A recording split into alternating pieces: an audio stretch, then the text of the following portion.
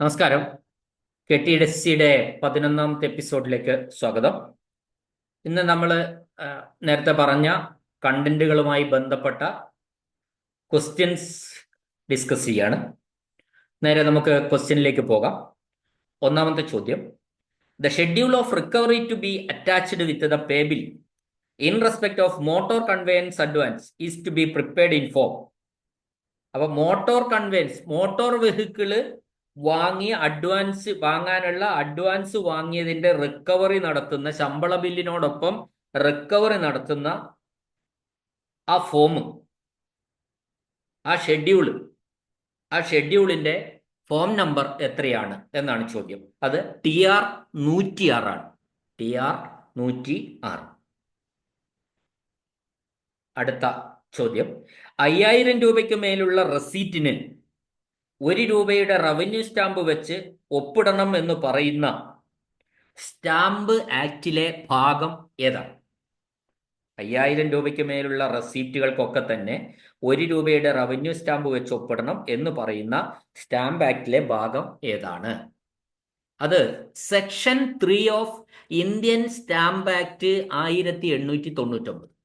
1899 Indian stamp ആക്ടിലെ section 3. അടുത്ത ചോദ്യം: ഒരു ബില്ല് നഷ്ടപ്പെട്ടു കഴിഞ്ഞാൽ സർട്ടിഫിക്കറ്റ് ലഭിക്കുന്നതിന് എത്ര രൂപയുടെ കോർട്ട് ഫീ സ്റ്റാമ്പ് ഒട്ടിച്ച് അപേക്ഷിക്കണം?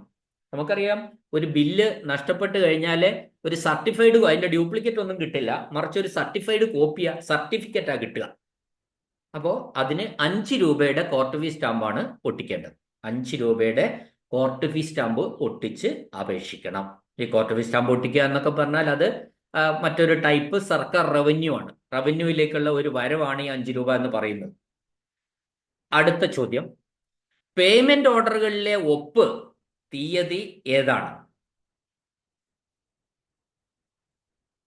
പേയ്മെന്റ് ഓർഡറിലെ ഒപ്പ് എന്ന് പറയുന്നത്, ആ തീയതി എന്ന് പറയുന്നത്, ആ ഹെഡ് ഓഫ് ഓഫീസ് സൈൻ ചെയ്ത തീയതിയാണ് ആ പേയ്മെന്റ് ഓർഡറിലെ ഒപ്പ് എന്ന് പറയുന്നത്. ഒപ്പിന്റെ തീയതി എന്ന് പറയുന്നത് സൈൻ ചെയ്ത തീയതി. അടുത്ത ചോദ്യം: ശമ്പള ബില്ലിൽ കുറവ് ചെയ്യാൻ പറ്റാത്ത റിക്കവറി ഏതാണ്? താഴെ കുറച്ചുണ്ട്, ഞാൻ പറയുന്നില്ല. അത് ശമ്പള ബില്ലിൽ നമ്മൾ കഴിഞ്ഞ ഡിസ്കഷനിൽ പറഞ്ഞതാണ്. ശമ്പള ബില്ലിൽ കുറവ് ചെയ്യാൻ പറ്റാത്ത റിക്കവറി എന്ന് പറയുന്നത് പ്രൊഫഷണൽ ടാക്സിനുള്ള റിക്കവറിയാണ്. അത് നമ്മൾ നേരിട്ട് വാങ്ങി പഞ്ചായത്ത്, തദ്ദേശ ഭരണ സ്ഥാപനങ്ങളിൽ അടയ്ക്കുകയാണ് ചെയ്യുന്നത്. ബില്ലിൽ കുറവ് ചെയ്യാറില്ല. അടുത്ത ചോദ്യം: ഡ്യൂപ്ലിക്കേറ്റ് ബിൽ എപ്പോൾ ഇഷ്യൂ ചെയ്യാം? ഒരു ഡ്യൂപ്ലിക്കേറ്റ് ബില്ല് നമ്മൾ എപ്പോഴാണ് സമർപ്പിക്കേണ്ടി വരുന്നത്? ആ സാഹചര്യം വളരെ പ്രധാനപ്പെട്ട ഒരു ചോദ്യമാണ് ഇത് കേട്ടോ, അത് ശ്രദ്ധിച്ചോണേ. ട്രഷറി പാസ്സാക്കിയതും എന്നാൽ പേയ്മെന്റിന് മുമ്പ് നഷ്ടപ്പെട്ടതുമായ സാഹചര്യം വന്നാൽ, ട്രഷറി പാസ്സാക്കി പണം നമുക്ക് കിട്ടിയില്ല. സാധാരണഗതിയിൽ ട്രഷറി പാസ്സായി കഴിഞ്ഞാൽ പണവും കിട്ടി, ബില്ല് അവിടെ ഉണ്ടാവും. ആ ബില്ല് സമർപ്പിച്ച ബില്ല് എന്തായി മാറുക? അത് വൗച്ചറായിട്ട് അവിടെ ഉണ്ടാവും. എന്നാൽ ട്രഷറി പാസ്സാക്കി കഴിഞ്ഞിട്ട് പേയ്മെന്റിന് മുമ്പ് നഷ്ടപ്പെട്ടു പോയി. അത്തരം ഒരു സാഹചര്യം വന്നാൽ, ഓർമ്മിക്കുക, ട്രഷറി പാസ്സാക്കിയതിന് ശേഷവും എന്നാൽ പേയ്മെന്റിന് മുമ്പ് നഷ്ടപ്പെട്ടതുമായ സാഹചര്യം വന്നാലാണ് നമ്മൾ എന്ത് ചെയ്യണം? ഒരു ഡ്യൂപ്ലിക്കേറ്റ് ബില്ല് സമർപ്പിക്കണം. ഓക്കെ. അടുത്ത ചോദ്യം: the cooperative recovery due from a gazetted officer shall done by.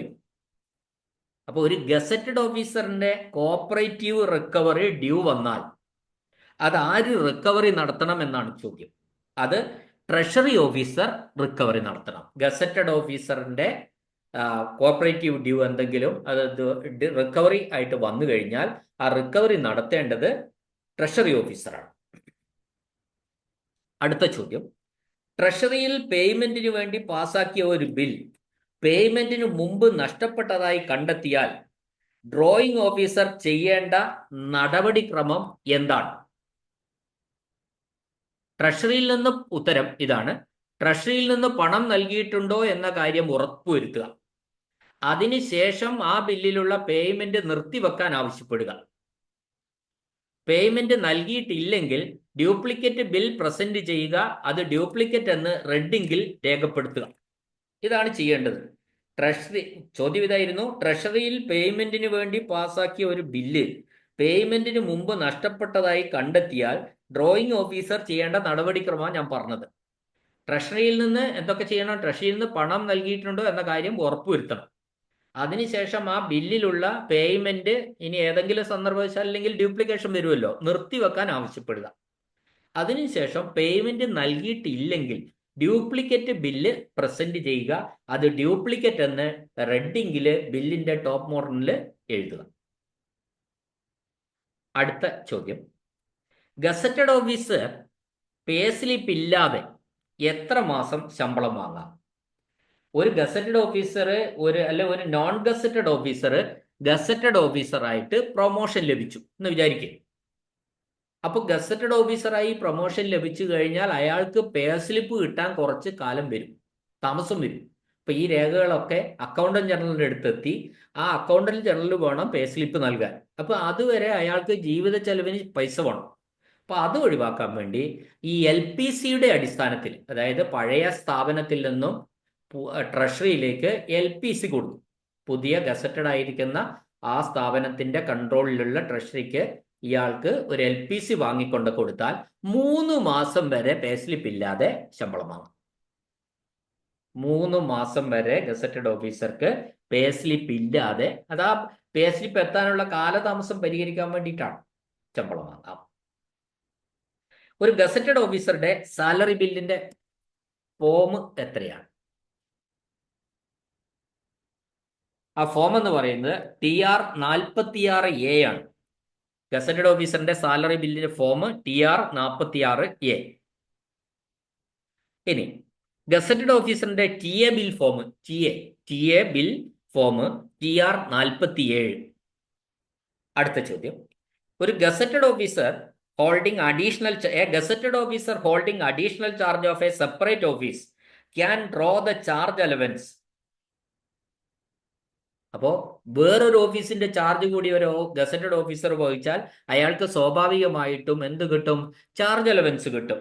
ആ ചാർജ് അലവൻസ് എങ്ങനെ പിൻവലിക്കാമെന്നാണ്, എങ്ങനെ ഡ്രോ ചെയ്യാം എന്നാണ് ചോദിച്ചിരിക്കുന്നത്. അത് എലോങ് വിത്ത് സാലറി ബിൽ, ശമ്പള ബില്ലിനോടൊപ്പം അയാൾക്ക് ചാർജ് അലവൻസും കൈപ്പറ്റാം. അടുത്ത ചോദ്യം: ഒരു ഗസറ്റഡ് ഓഫീസറിന് ലീവ് സാലറി സർട്ടിഫിക്കറ്റ് നൽകാൻ ആർക്കാണ് അധികാരം? ഒരു ഗസറ്റഡ് ഓഫീസറിന് ലീവ് സാലറി സർട്ടിഫിക്കറ്റ് നൽകാനുള്ള അധികാരം അക്കൗണ്ടന്റ് ജനറലിലാണ്. ഉത്തരം അക്കൗണ്ടന്റ് ജനറലിനാണ് ആ അധികാരം ഉള്ളത്. അടുത്ത ചോദ്യം: ഗസറ്റഡ് ഓഫീസറിന് പേ സ്ലിപ്പ് നൽകുന്നത് ആരാണ്? ഇത്രയും നേരം പറഞ്ഞുകൊണ്ടിരുന്നത്, അതിന് ഒരു സംശയമൊന്നും ആവശ്യമില്ല. പേ സ്ലിപ്പ് നൽകുന്നത് ആരാണ്? ഗസറ്റഡ് ഓഫീസർക്ക് അക്കൗണ്ടന്റ് ജനറലാണ്, AG ആണ്. ഗസറ്റഡ് ഓഫീസറിന് AGയുടെ ഓതറൈസേഷൻ ഇല്ലാതെ വിഡ്രോ ചെയ്യാവുന്ന പണം അതാണ്. ഒരു ഗസറ്റഡ് ഓഫീസറിന് അക്കൗണ്ടന്റ് ജനറലിന്റെ ഓതറൈസേഷൻ ഇല്ലാതെ, വളരെ പ്രധാനപ്പെട്ട പോയിന്റുകളാണ് ഇതൊക്കെ കേട്ടോ, ഇല്ലാതെ വിഡ്രോ ചെയ്യാവുന്ന പണം അത് ട്രാവലിംഗ് അലവൻസ് ആണ്. ഓർമ്മിച്ചു വെക്കുക. ഒരു ഗസറ്റഡ് ഓഫീസറിന് എല്ലാ പണം ഗസറ്റഡ് ഓഫീസർ ഏത് പണം പിൻവലിക്കണേലും AGയുടെ ഓതറൈസേഷൻ വേണം. എന്നാൽ AGയുടെ ഓതറൈസേഷൻ ഇല്ലാതെ വിഡ്രോ ചെയ്യാവുന്ന പണം എന്ന് പറയുന്നത് ഗസറ്റഡ് ഓഫീസറിനെ സംബന്ധിച്ചിടത്തോളം ട്രാവലിംഗ് അലവൻസ് ആണ്. ഓക്കെ. അടുത്ത ചോദ്യം: റെസിഗ്നേഷന് ശേഷം റീഎംപ്ലോയിഡ് ആയ ഗസറ്റഡ് ഓഫീസർ ആദ്യ ബില്ലിനോടൊപ്പം എന്ത് സമർപ്പിക്കണം? ഇപ്പോൾ ഒരാൾ റിസൈൻ ചെയ്തു, സർവീസിൽ നിന്ന് റിസൈൻ ചെയ്തു, അതിനുശേഷം അയാൾ റീഎംപ്ലോയിഡ് ആയി, വീണ്ടും ജോലിയിലെടുത്തു. അങ്ങനെയുള്ള ഗസറ്റഡ് ഓഫീസർ ആദ്യ ശമ്പള ബില്ലിനോടൊപ്പം എന്ത് സമർപ്പിക്കണം എന്നാ ചോദ്യം. അത് അറ്റാച്ച് എ ഹെൽത്ത് സർട്ടിഫിക്കറ്റ്, ഒരു ഹെൽത്ത് സർട്ടിഫിക്കറ്റ് ഈ ബില്ലിനോടൊപ്പം അറ്റാച്ച് ചെയ്യണം. അടുത്ത ചോദ്യം: AG ആണ് ഗസറ്റഡ് ഓഫീസറിന് ലീവ് സാലറി സർട്ടിഫിക്കറ്റ് നൽകുന്നത്. ഇതിന്റെ റൂൾ എത്രയാണ്? ഈ പറയുന്ന കാര്യം, അതായത് അക്കൗണ്ടന്റ് ജനറലാണ് ഒരു ഗസറ്റഡ് ഓഫീസറിന് ലീവ് സാലറി സർട്ടിഫിക്കറ്റ് നൽകുന്നത്. ഈ പറഞ്ഞ കാര്യത്തിന്റെ KTCയിലെ റൂൾ ഏതാണ് എന്നാണ് ചോദ്യം. Rule 165B KTC volume 1, rule 165B KTC volume 1. അടുത്ത ചോദ്യം, പുതിയ സ്ഥലത്തേക്ക് ട്രാൻസ്ഫർ ആയ ഒരു ജീവനക്കാരന്റെ travelling allowance can be made in. പുതിയ സ്ഥലത്തേക്ക് ട്രാൻസ്ഫർ ആയ ഒരു ജീവനക്കാരന്റെ ട്രാവലിംഗ് അലവൻസ് അത് എവിടെ നിന്ന് വാങ്ങാമെന്നാണ്. അത് ഓൾഡ് സ്റ്റേഷനിൽ നിന്നും വാങ്ങാം, ന്യൂ സ്റ്റേഷനിൽ നിന്നും വാങ്ങാം. എവിടെ നിന്നെങ്കിലും ഏത് സ്ഥലത്തു നിന്ന് ഇഷ്ടമുള്ളിടത്തു നിന്ന് വാങ്ങാമെന്നാണ് ഉത്തരം.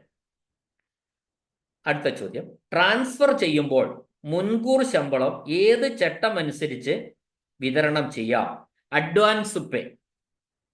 ട്രാൻസ്ഫർ ചെയ്യുമ്പോൾ മുൻകൂർ ശമ്പളം ഏത് ചട്ടമനുസരിച്ച് വിതരണം ചെയ്യാമെന്ന്. ഇപ്പൊ അഡ്വാൻസ് പേ കൊടുക്കുന്നതിന്റെ ചട്ടം അത് റൂൾ 168 KTC വോളിയം 1 ആണ്. അടുത്ത ചോദ്യം, പ്രിന്റിംഗ് സ്റ്റേഷനറി വകുപ്പിലെ ജീവനക്കാരുടെ ഷിഫ്റ്റ് അലവൻസ് ബില്ല് ഏത് ഫോമിലാണ് ക്ലെയിം ചെയ്യുന്നത്? പ്രിന്റിംഗ് സ്റ്റേഷനറി വകുപ്പിലെ ജീവനക്കാരുടെ ഷിഫ്റ്റ് അലവൻസ്, ഷിഫ്റ്റ് ഉണ്ട് അവിടെ, ഷിഫ്റ്റ് അടിസ്ഥാനത്തിൽ ജോലി ചെയ്യുന്നവരുടെ ഷിഫ്റ്റ് അലവൻസ് ബില്ല് ഏത് ഫോമിലാണ് എന്നാണ് ചോദ്യം. അത് TR 51A ആണ്. അടുത്ത ചോദ്യം, ഒരു ഓഫീസിൽ പെർമനന്റ് എസ്റ്റാബ്ലിഷ്മെന്റ്, ടെമ്പററി എസ്റ്റാബ്ലിഷ്മെന്റ്, ആ ഓഫീസിൽ സർവീസ് ബുക്ക് മെയിൻറ്റെയിൻ ചെയ്യാത്ത എസ്റ്റാബ്ലിഷ്മെന്റുകാരും ഉണ്ടെങ്കിൽ എങ്ങനെയാ ബില്ല് കൊടുക്കേണ്ടത്? ഒരു ഓഫീസിൽ പെർമനന്റ് എസ്റ്റാബ്ലിഷ്മെന്റുകാരുണ്ട്, ടെമ്പററി എസ്റ്റാബ്ലിഷ്മെന്റുകാരുണ്ട്, ആ ഓഫീസിൽ സർവീസ് ബുക്ക് മെയിൻറ്റെയിൻ ചെയ്യാത്ത എസ്റ്റാബ്ലിഷ്മെന്റുകാരും ഉണ്ടെങ്കിൽ ബില്ല് എങ്ങനെ കൊടുക്കണം? ആ ബില്ല് 3 വിഭാഗത്തിനും കൂടി ഒരു ബില്ലിൽ 3 ഭാഗത്തായിട്ട് ക്ലെയിം ചെയ്യാം. ഇതൊക്കെ പഴയ രീതികളാണ് കേട്ടോ, എന്നാലും ഞാൻ പറയുകയാണ്. അടുത്ത ചോദ്യം, ഒരു നോൺ ഗസറ്റഡ് ഓഫീസർ ഒരു ഓഫീസിൽ സ്ഥിര തസ്തികയിലും മറ്റൊരു ഓഫീസിലെ ഒഫീഷ്യലിസ്റ്റിംഗ് തസ്തിക വഹിക്കുന്ന ഓഫീസറുടെ ലീവ് ശമ്പളം. ഒരു നോൺ ഗസറ്റഡ് ഓഫീസർ ഒരു ഓഫീസിൽ സ്ഥിര തസ്തികയിലും മറ്റൊരു ഓഫീസിലെ ഒഫീഷ്യലേറ്റിംഗ് തസ്തിക വഹിക്കുന്ന ഓഫീസറുടെയും ആയി വർക്ക് ചെയ്യുന്നുണ്ട്. അങ്ങനെയെങ്കിൽ അയാളുടെ ലീവ് ശമ്പളം എങ്ങനെയാണ് എടുക്കുക? അത് ട്രഷറിയിൽ നിന്ന് നേരിട്ട് വാങ്ങാം എന്നാണ് അതിൻ്റെ ഉത്തരം. അത് ചാർജാണ് ഇവിടെ ഉദ്ദേശിക്കുന്നത്, ചാർജ് വഹിക്കാണ് ഉദ്ദേശിക്കുന്നത്. അടുത്ത ചോദ്യം, ഒരു സ്ഥാപനത്തിന്റെ പേ ആൻഡ് അലവൻസ് ആര് കൗണ്ടർ സൈൻ ചെയ്താലാണ് ഒരു നോൺ ഗസറ്റഡ് ഓഫീസർക്ക് ഡ്രോ ചെയ്യാവുന്നത്? ഒരു സ്ഥാപനത്തിന്റെ പേ ആൻഡ് അലവൻസ് ആര് കൗണ്ടർ സൈൻ ചെയ്താലാണ് ഒരു നോൺ ഗസറ്റഡ് ഓഫീസർക്ക് ഡ്രോ ചെയ്യാവുന്നത്? ഒന്നുകിൽ head of the department sign ചെയ്യണം, അല്ലെങ്കിൽ അദ്ദേഹത്തിന്റെ മേലെയുള്ള ഗസറ്റഡ് കൺട്രോളിംഗ് ഓഫീസർ ആയിരിക്കണം. ഈ നോൺ ഗസറ്റഡ് ഓഫീസറുടെ മേലെയുള്ള ഗസറ്റഡ് കൺട്രോളിംഗ് ഓഫീസർ ആയിരിക്കണം ബില്ല് സൈൻ ചെയ്യുന്നത്. അടുത്ത ചോദ്യം, DDO ഗസറ്റഡ് അല്ലെങ്കിൽ, അതായത് drawing and disbursing officer gazetted അല്ലെങ്കിൽ ഓഫീസിലെ സാലറി ബിൽ എങ്ങനെയാണ്? റൂൾ അനുസരിച്ച് പറയുന്നത് should be signed by gazetted superior officer or head of department. ഒന്നുകിൽ ഗസറ്റഡ് സുപ്പീരിയർ ഓഫീസർ ആ ബില്ല് സൈൻ ചെയ്യണം, അല്ലെങ്കിൽ head of the department sign ചെയ്യണം.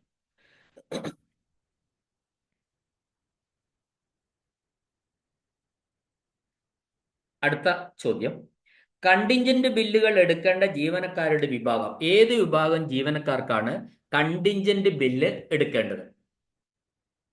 ആർക്കാണ്? അത് സ്വീപ്പർ കം അറ്റൻഡന്റ് വിഭാഗങ്ങളിൽപ്പെട്ട ജീവനക്കാർക്കാണ് കണ്ടിൻജന്റ് ബില്ല് എടുക്കേണ്ടി വരുന്നത്. അടുത്ത ചോദ്യം, ഒരു non gazetted officer can draw the salary of his establishment by. A non-gazetted officer can draw the salary of his establishment by. Answer, countersigning the bill by head of department. Head of the department sign ചെയ്താൽ ഒരു non gazetted ഓഫീസർക്ക് അയാളുടെ സ്ഥാപനത്തിലെ salary bill draw ചെയ്യാം. അടുത്ത ചോദ്യം, ലീവിൽ നിൽക്കുന്ന ഒരു ഉദ്യോഗസ്ഥൻ, ഒരു നോൺ ഗസറ്റഡ് ജീവനക്കാരൻ, അദ്ദേഹത്തിന്റെ പേ ആൻഡ് അലവൻസ് വിതരണം ചെയ്യുന്നതിനുള്ള നടപടിക്രമങ്ങൾ പ്രതിപാദിച്ചിരിക്കുന്ന റൂള്. അതായത് ഒരു ലീവിൽ നിൽക്കുന്ന ഒരു നോൺ ഗസറ്റഡ് ജീവനക്കാരന്റെ പേ ആൻഡ് അലവൻസ് എങ്ങനെ വിതരണം ചെയ്യണമെന്ന് KTCയിൽ പറഞ്ഞിട്ടുണ്ട്, ചട്ടത്തിൽ പറഞ്ഞിട്ടുണ്ട്. ആ റൂൾ ഏതാണെന്നാണ് ചോദ്യം. ആ റൂള് 169 ലീവിൽ നിൽക്കുന്ന ഒരു നോൺ ഗസറ്റഡ് ഉദ്യോഗസ്ഥന്റെ leave salary and allowance, pay and allowance എങ്ങനെ വിതരണം ചെയ്യും? റൂള് 169. അടുത്ത ചോദ്യം, ഗസറ്റഡ് തസ്തികയിൽ നിന്ന് നോൺ ഗസറ്റഡ് തസ്തികയിലേക്ക് തിരിച്ചു വന്ന ഉദ്യോഗസ്ഥന്റെ കാര്യത്തിൽ ഗസറ്റഡ് തസ്തികയിൽ ഉണ്ടായിരുന്ന അരിയർ ക്ലെയിമുകൾ അനുവദിക്കുന്നത് എന്തടിസ്ഥാനത്തിലാണ്? ഗസറ്റഡ് പീരീഡിൽ എന്തുണ്ടെങ്കിലും ശരി, അത് പിന്നെ പേ സ്ലിപ്പിന്റെ അടിസ്ഥാനത്തിൽ gazetted controlling officer counter sign ചെയ്ത ബില്ലുകൾ സമർപ്പിക്കുമ്പോഴാണ് അത് കിട്ടുള്ളൂ. അതായത് ഗസറ്റഡ് തസ്തികയിൽ നിന്ന് നോൺ ഗസറ്റഡ് തസ്തികയിലേക്ക് ഒരാൾ മാറി. അപ്പൊ ഗസറ്റഡ് തസ്തികയിൽ ഉണ്ടായിരുന്ന സമയത്തെ അരിയേഴ്സ് പേ സ്ലിപ്പിന്റെ AGയുടെ പേ സ്ലിപ്പിന്റെ അടിസ്ഥാനത്തിൽ gazetted controlling officer counter sign ചെയ്ത ബില്ലുകൾ സമർപ്പിക്കുമ്പോൾ മാത്രമേ അത് ലഭിക്കുകയുള്ളൂ. ഇനി ഒരു ജീവനക്കാരൻ ബില്ലിൽ ഇല്ല എങ്കിൽ, എംപ്ലോയി ആബ്സെന്റ് ആണെങ്കിൽ, ഒരു ബില്ല് എഴുതുന്ന സമയത്ത് അയാൾ എപ്പിഡേഷനോ അല്ലെ ലോസ് ഓഫ് പേയോ അത്തരം ഏതെങ്കിലും സസ്പെൻഷനിലോ ആണെങ്കിൽ അയാളുടെ സ്ഥാപനം മന്ത്ലി എസ്റ്റാബ്ലിഷ്മെന്റ് ബില്ലിൽ വെക്കുന്ന ആബ്സെന്റി സ്റ്റേറ്റ്മെന്റിന്റെ ഫോറൻ നമ്പർ എത്രയാണ്? അങ്ങനെ ഒരു വ്യക്തി, സ്ഥിരമായിട്ട് ബില്ലിലുള്ള ഒരു വ്യക്തി ആ ബില്ലിൽ ഉൾപ്പെടാതിരുന്നാൽ ആ സമയത്ത് ബില്ലിനോടൊപ്പം ഒരു ആബ്സെന്റി സ്റ്റേറ്റ്മെന്റ് വെക്കണമെന്നാണ്. അങ്ങനെയെങ്കിൽ ആ ആബ്സെന്റി സ്റ്റേറ്റ്മെന്റ് ഫോറൻ നമ്പർ എത്രയാണ്? ആ ഉത്തരം TR 52 ആണ്. എത്രയാണ്? TR 52 ആണ് അതിന്റെ ഫോറൻ നമ്പർ എന്ന് പറയുന്നത്.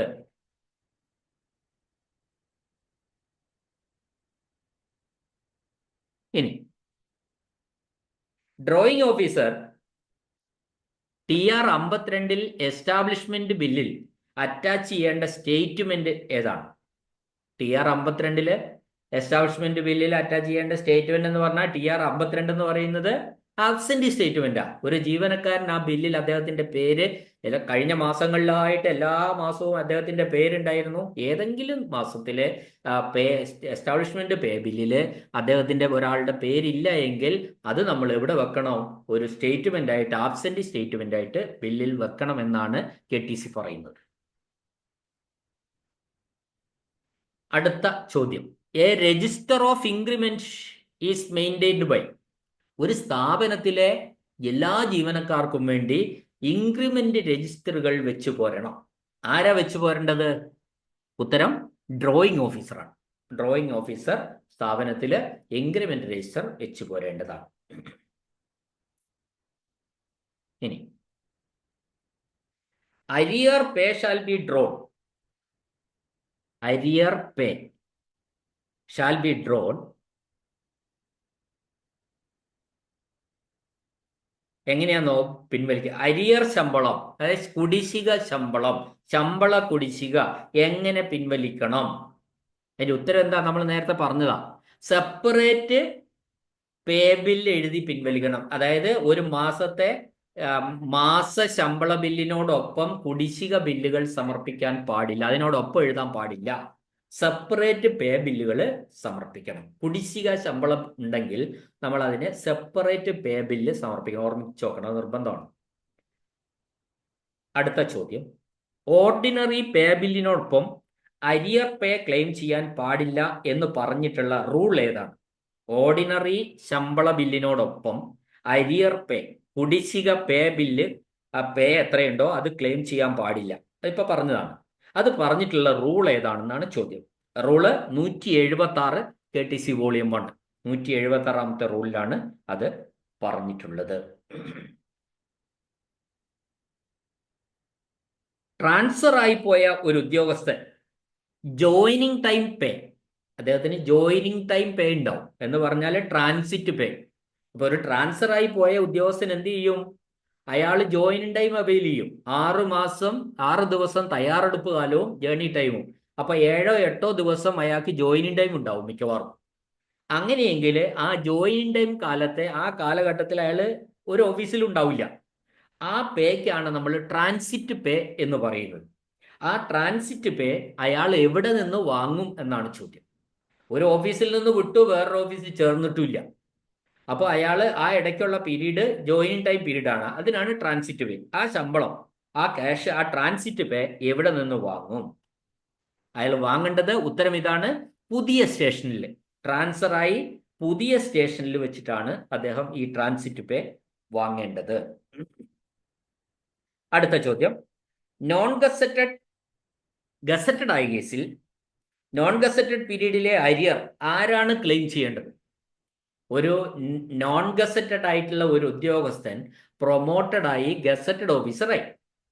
അപ്പോൾ അയാൾ നോൺ ഗസറ്റഡ് ആയിരുന്ന കാലത്ത് കുറച്ച് കുടിശ്ശിക ശമ്പളം എന്തെങ്കിലും കിട്ടാനുണ്ട് എങ്കിൽ അത് എവിടെയാണ്, ആരാണ് ക്ലെയിം ചെയ്യേണ്ടത്? ഗസറ്റഡ് ആയി പോകുന്ന സ്ഥലത്താണോ അല്ല നോൺ ഗസറ്റഡ്?